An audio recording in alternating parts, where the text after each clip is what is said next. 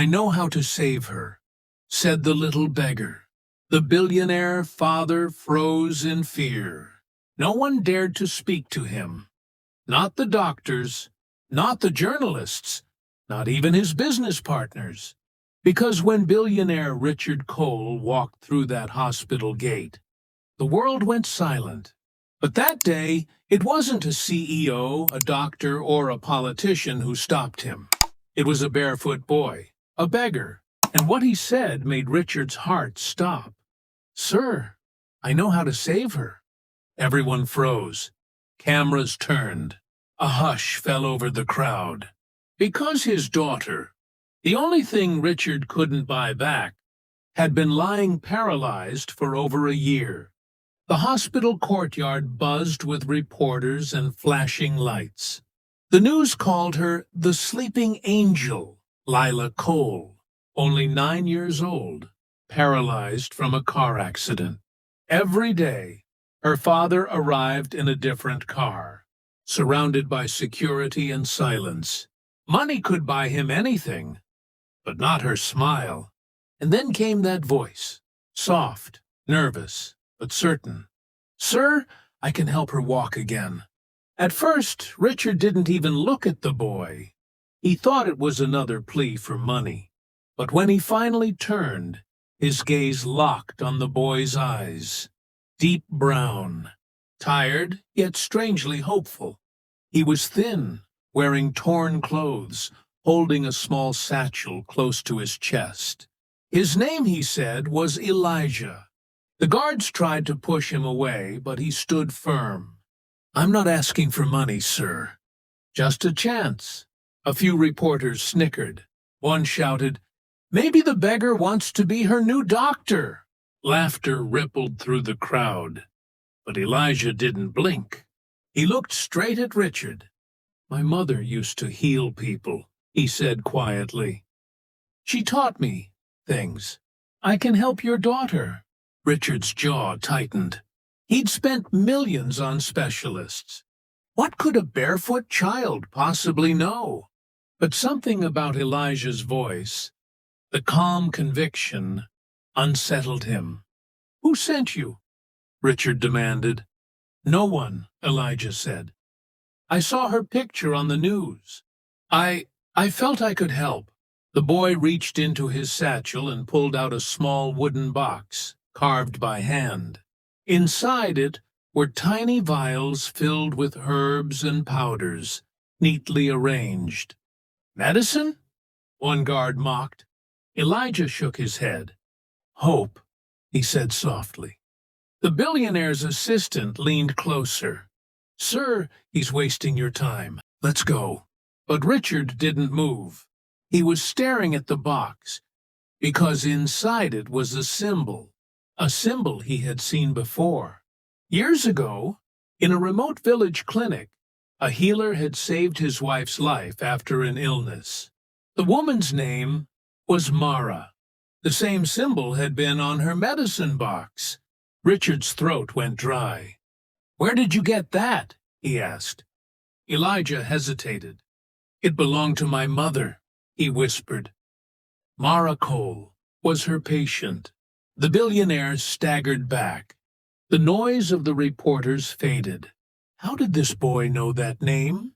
And before Richard could speak again, Elijah said something that made everyone freeze. The moment Elijah said those words, "It's something you caused," the air around the hospital froze. Reporters stopped recording. The guards looked at each other, unsure if they'd heard right. And Richard felt his chest tighten. "What did you just say?" he demanded. Elijah didn't flinch. He stepped closer, clutching the wooden box to his chest as though protecting a secret. "Your daughter's body isn't the problem, sir," he said softly. "Her heart is. She's carrying your pain." The billionaire's face hardened. "Enough of this nonsense," he barked. "You think my daughter's paralyzed because of me?" Elijah didn't reply. He simply opened the box. Inside, beneath the vials, lay a folded photo, old, faded, almost falling apart. He handed it to Richard. The billionaire froze. It was a picture of a woman, Mara, the village healer who'd saved his wife years ago. Smiling, standing in front of a small wooden hut. But next to her was a little boy. Elijah. Richard's voice cracked. "That's you?" The boy nodded. "You came to our village once. You gave my mother a necklace for helping your wife. She never took it off." Richard remembered that day like a ghost memory. His wife had fallen gravely ill, and a local healer had treated her when doctors couldn't. He'd thanked her and left, promising to return someday. But he never did, until now, standing before her son. But how did this connect to Lila's paralysis? "Sir," Elijah said quietly, "my mother told me something before she died.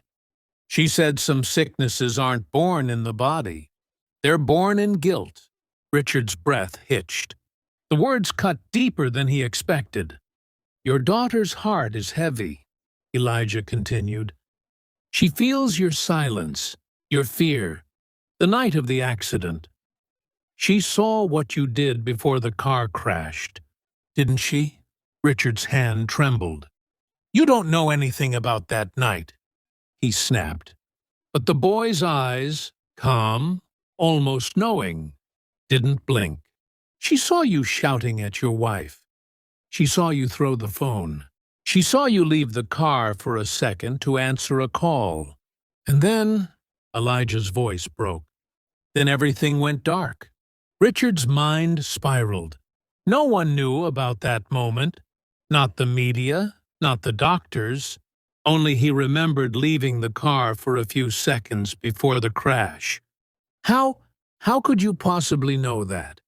Elijah looked down. "Because she told me." Richard froze. "Who?" "The woman who saved your wife," Elijah whispered. "My mother. She came to me in my dreams 2 nights ago. She said, 'Go find the man who never came back.' She told me his daughter needs healing, not from her body, but from his heart." Tears welled in Elijah's eyes, but his tone stayed firm. "She said your daughter's pain isn't hers to carry anymore. It's yours." For the first time in years, the billionaire's confident mask began to crumble. His voice lowered, almost pleading. "What do you want from me?" Elijah shook his head. "Not money, sir. I want you to believe." And before Richard could respond, Elijah gently placed a small vial from his box in the billionaire's hand. The label read one word, handwritten in faint ink. "Usa Frau Drifadrus Tudivtiur." Forgive. Richard stared at the small vial in his trembling hand. The word forgive, written in faint ink, seemed to burn into his skin. He wanted to throw it away, to scream at the boy and end this madness. But something inside him wouldn't let go. The hospital lights flickered slightly, and Elijah's calm, dark eyes didn't waver. "She's not getting better because she's waiting for you," he said softly. "Not for medicine, not for miracles. For you." Richard clenched his jaw. "You think I don't love my daughter?" Elijah didn't answer. He simply asked, "Then why can't you look her in the eyes?" Those words hit harder than any accusation, because Richard couldn't. He hadn't looked into Lila's eyes since that night, the night everything had fallen apart. He turned his face away, gripping the edge of the hospital bed. "You know nothing about that night," he whispered, voice shaking. "Then tell me," Elijah said quietly. Richard's mind began to race, flashes of headlights, screams, and shattered glass flooding back. He could still hear Lila crying, "Dad, stop shouting!" As he argued with his wife, Grace, over the phone call that had changed everything, a call from his assistant, a deal worth billions, He had pulled the car over for a moment to answer. Just a moment. But in that single moment, a truck had come out of nowhere. Grace never survived. Lila did, but she hadn't walked since. The guilt had been too heavy to bear. Richard had buried it beneath wealth, fame, and donations. He told the world his wife's death was fate, an accident. But deep down, he knew it wasn't fate. It was him. Elijah's voice broke through his thoughts. "She's not paralyzed from the crash, sir. She's paralyzed from the silence. Every night she dreams that you saved the car, but never came for her." Richard's hands began to shake. "I tried—" "No," Elijah interrupted gently. "You hid." The boy's tone wasn't angry. It was heartbreakingly calm. "You built towers and mansions and hid behind them. You tried to buy peace with money, but you can't pay your way out of guilt." The billionaire's mask shattered. His knees gave out, and he sank to the cold hospital floor, tears spilling freely for the first time in years. Elijah stepped forward and placed his small hand on Richard's shoulder. "My mother used to say, 'The body listens to the heart.' If your daughter feels your heart is locked, her body will stay locked too." Richard looked up, his voice breaking. "What do I do?" Elijah smiled faintly. "Tell her the truth." But before Richard could respond, the boy opened his wooden box again.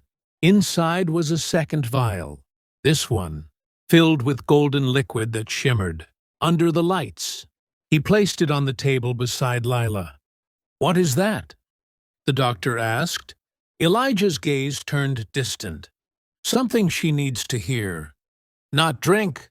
The lights dimmed slightly as a sudden gust of wind swept through the room.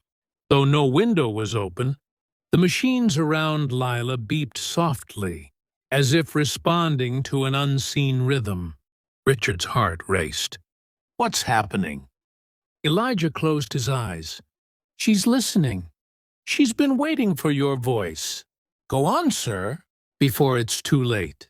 The billionaire stood frozen, trembling. For years he had spoken in front of millions, investors, presidents, kings. But now, standing before his unconscious daughter, his lips couldn't form words. Until finally, his voice cracked through the silence, trembling, raw, human. "Lila, I'm sorry." The heart monitor beeped faster. Elijah took a deep breath and whispered, almost to himself, "It's beginning." The word sorry echoed in the silent room, fragile, trembling, yet powerful enough to stop time. Elijah's eyes softened as he stepped closer. "Again," he whispered. "Don't stop now." Richard leaned over his daughter's still form, tears dripping onto her tiny hand. "Lila, I'm so sorry. I should have been there. I should have looked at you, not my phone. I should have saved her. I should have saved—" He broke down completely. For the first time in years, the billionaire who once ruled cities couldn't hold himself together. He buried his face beside her and sobbed like a child. And then something changed. The golden vial beside Lila began to glow, faintly at first, then stronger. The rhythm of her heart monitor slowed, steady, calm, and a warmth began to spread through the room. Doctors at the doorway froze, unable to comprehend what they were seeing. Elijah, still standing quietly, whispered something under his breath, a language no one recognized. Richard lifted his head. "What are you saying?" The boy turned, his eyes glimmering. "She can hear you, but she's not hearing words. She's hearing truth. Keep going."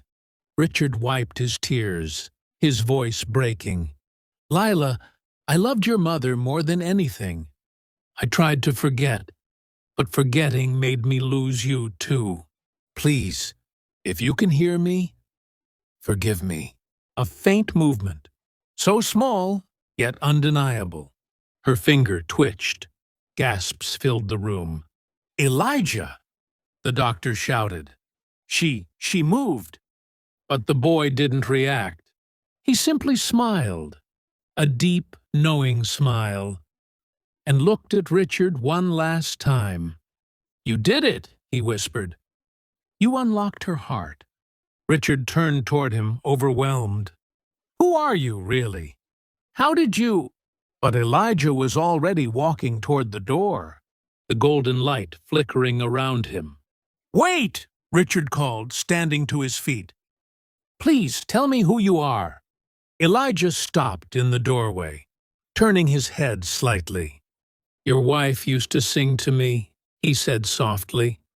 She was kind, even when people weren't. She told me if I ever saw her husband lost, I should remind him love heals louder than guilt. Richard froze.